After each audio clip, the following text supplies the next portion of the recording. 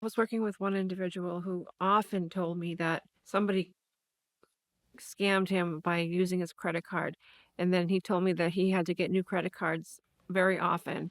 One time, somebody called him claiming they were from his bank, asking him for his Social Security number and account number, and unfortunately, he just didn't know because in the caller ID, it came up as his bank, and it really affected him terribly. He had to keep getting new cards, and they couldn't figure out why. Yeah, like, why did it happen so often to him?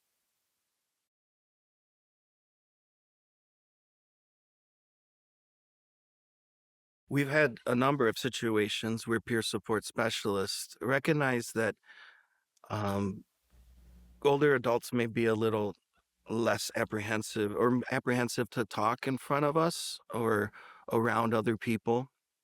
It's not always a red flag, but it is something to be aware of.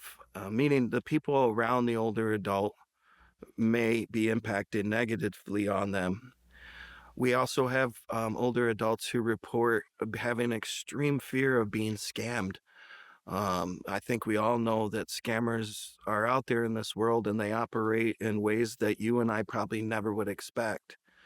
So we've had many conversations with peers or older adults around the mail that they receive, the phone calls that they get. So helping them is first by listening to them. And so listening to people talk about whether or not someone else is hurting them, it's not that overt most of the times.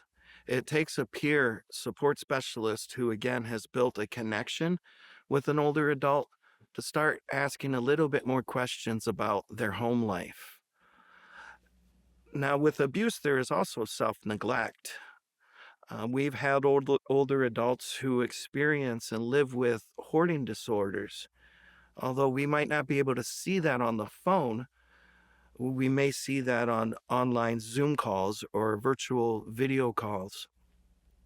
And so it's important that a peer specialist is able to, make assessments as much as they can on the well-being of older adults while only using the phone.